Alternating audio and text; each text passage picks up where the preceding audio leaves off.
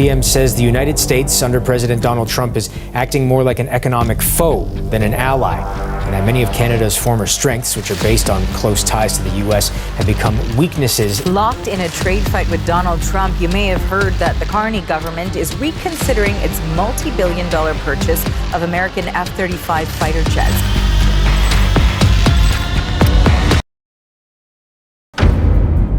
What does it look like when a country quietly becomes the most important nation on Earth?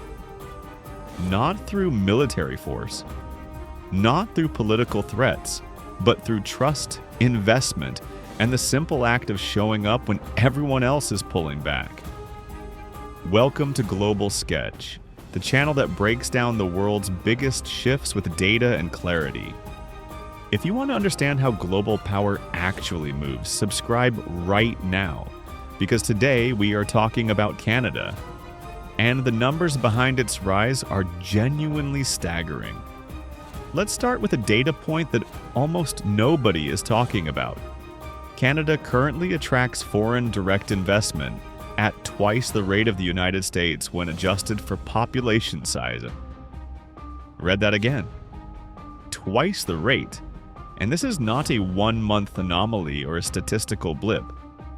Canada is sitting at its highest level of inbound foreign direct investment in 20 years.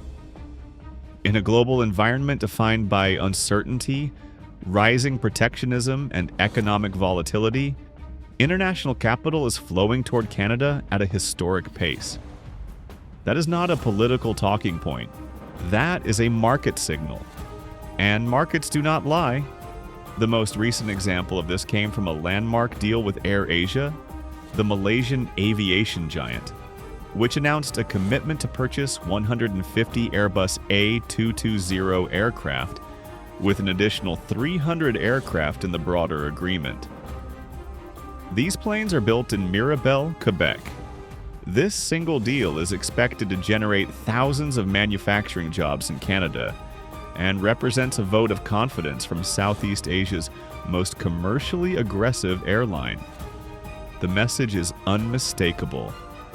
When the world's companies need a reliable manufacturing partner, they are increasingly looking north, not south. Here is a word that Canada's finance minister used recently that deserves far more attention than it has received. Lighthouse. In a world wrapped in what he called the fog of uncertainty, Canada is increasingly functioning as a reference point, a stable signal in turbulent waters, and the data backs this up completely. When Canada's growth rate is placed alongside its G7 peers, the picture is striking. Canada is growing at twice the rate of Germany, twice the rate of Japan, 3 times faster than Italy, faster than both the United Kingdom and France. These are not marginal differences. These are structural gaps that reflect years of policy decisions, now producing measurable results. The International Monetary Fund has identified only 2 G7 nations with the fiscal capacity to invest meaningfully in economic growth right now: Canada and Germany. Both carry AAA credit ratings. Both have the balance sheet strength to deploy capital into infrastructure, housing, productivity, and innovation without destabilizing their fiscal positions. But here is where Canada separates itself. It is actually doing it. The investments are being made. The deals are being signed. The partnerships are being formed. Germany is navigating its own industrial transition. Canada is leaning in. Something remarkable happened recently that received almost no international press coverage, but it may be one of the most significant diplomatic developments of the year. Canada's finance minister became the first, and currently only, non-European finance minister to be formally invited to the Eurogroup. The Eurogroup is the meeting of Eurozone finance ministers, one of the most exclusive economic forums in the world. Its members are the architects of European monetary policy, and they invited Canada to sit at the table first. not as an observer, not as a guest, as the transatlantic voice. The reason given was values. European finance ministers wanted to hear from a country that shares their commitment to multilateralism, democratic governance, and rules-based international trade. In a world where the United States has become increasingly unpredictable as an economic partner, with tariff policies that have shifted dramatically even for countries that believed they had secured agreements, Europe is recalibrating its alliances. Canada is the beneficiary of that recalibration. This matters enormously because it is not just about trade flows or investment dollars. It is about narrative. Canada is now being positioned as the democratic world's connective tissue. The country that bridges North America, Europe, the Commonwealth, the G7, the G20, NATO, and the emerging economies of Southeast Asia simultaneously. There is a counterintuitive story at the heart of Canada's economic strategy right now, and it requires some unpacking. While other allies of the United States moved quickly to negotiate bilateral trade agreements, seeking certainty in the face of escalating tariff threats, Canada chose a different path. It held its ground. It refused to accept a quick deal in exchange for short-term stability. And the finance minister's reasoning is worth examining carefully. Certainty, he argued, is only valuable if it is real. Several countries that negotiated and signed agreements with the United States found those agreements overridden within weeks, sometimes days. European automobile manufacturers who believed they had secured protected access to the American market woke up to find 25% tariffs applied anyway. The IMF published data showing tariff variation rates across G7 countries over time. The chart looked like a seismograph during an earthquake. Constant, unpredictable swings that made any signed agreement feel fragile. Canada's position was not stubbornness, it was strategic patience. The argument being made at the highest levels of Canadian economic leadership is that the right deal, one that genuinely serves Canadian workers and industries, is worth waiting for. A bad deal signed quickly creates the illusion of stability while locking in unfavorable terms. And in a volatile environment, locking in unfavorable terms is arguably worse than no deal at all. None of Canada's current global positioning would be credible without the underlying economic fundamentals to support it. So let's look at those fundamentals directly. Canada has the most educated workforce in the G7 by multiple measures. It is one of the only G7 nations capable of producing a commercial aircraft from start to finish domestically. It is one of the few that can produce an automobile from start to finish, and a ship from start to finish.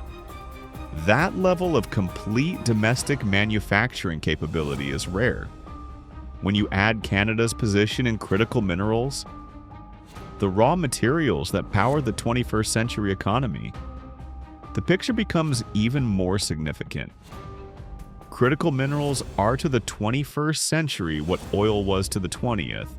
They are the inputs for electric vehicles, semiconductors, defense systems, renewable energy infrastructure, and advanced manufacturing. Canada holds substantial reserves of many of the most strategically important critical minerals on Earth. Then there is energy. Canada is a pillar of global energy supply across every category: conventional fossil fuels, renewable energy, and nuclear power. Canadian nuclear technology, particularly CANDU reactors, is deployed in countries around the world. And finally, trade access. Canada is the only G7 nation with free trade agreements in place with all other G7 members. That gives Canadian businesses preferential market access to an economy representing approximately 1.5 billion consumers.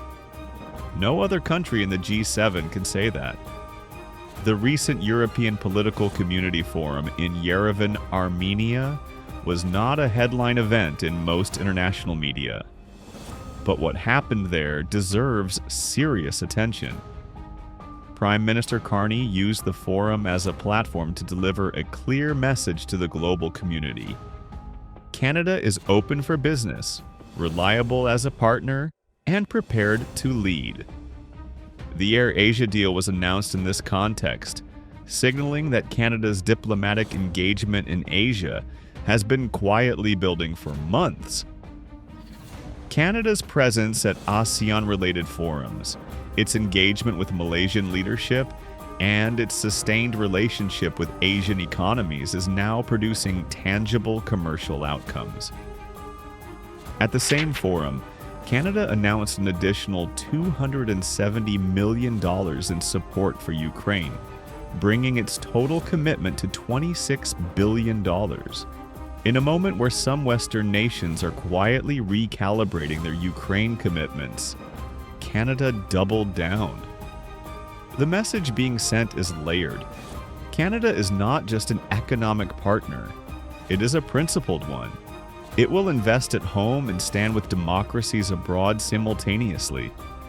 It will not choose between its own prosperity and its obligations to the rules-based international order. That combination, economic strength plus principled foreign policy, is exactly what the world's democratic nations are hungry for right now. There is a phrase that Canada's economic leadership has returned to repeatedly in recent months: once-in-a-generation opportunity. It sounds like political rhetoric until you examine what is actually happening in real time. The global economy is reorganizing. Supply chains are being rebuilt. Trading relationships that were assumed to be permanent are being renegotiated. Countries that were considered reliable partners are behaving unpredictably. In this environment, the nations that offer stability, quality, values alignment, and genuine productive capacity are not just surviving, they are capturing share. Canada's foreign direct investment surge is not accidental. The AirAsia deal is not coincidental. The Eurogroup invitation is not symbolic. These are the concrete results of a country that has spent years building the right foundations and is now operating in a global environment that rewards exactly what it has built. The challenge is not positioning.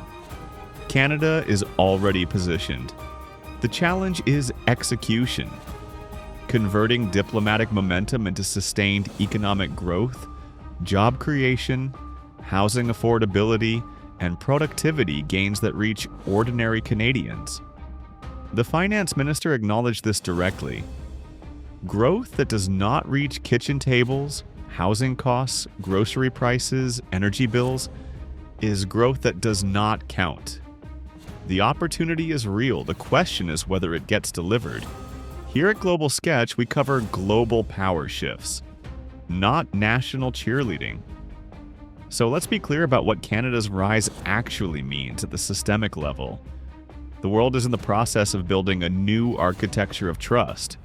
Old assumptions about who leads, who follows, and who can be depended upon are being stress tested in real time. The United States, for decades the anchor of the Western economic order, is in a period of unpredictability that is forcing every allied nation to rethink its dependencies. Into that space, Canada is stepping, not aggressively, not ideologically, but practically, with data, with deals, with diplomacy, with fiscal credibility. The implications extend far beyond North America. If Canada successfully consolidates its role as the transatlantic bridge, the Commonwealth connector, and the G7's most fiscally stable growth economy, the geometry of global economic power shifts in ways that will take years to fully understand. We will be tracking every data point as it develops. That is what Global Sketch is here for. Subscribe, share this video, and leave a comment below with the one number from today's breakdown that surprised you most. We read every single one.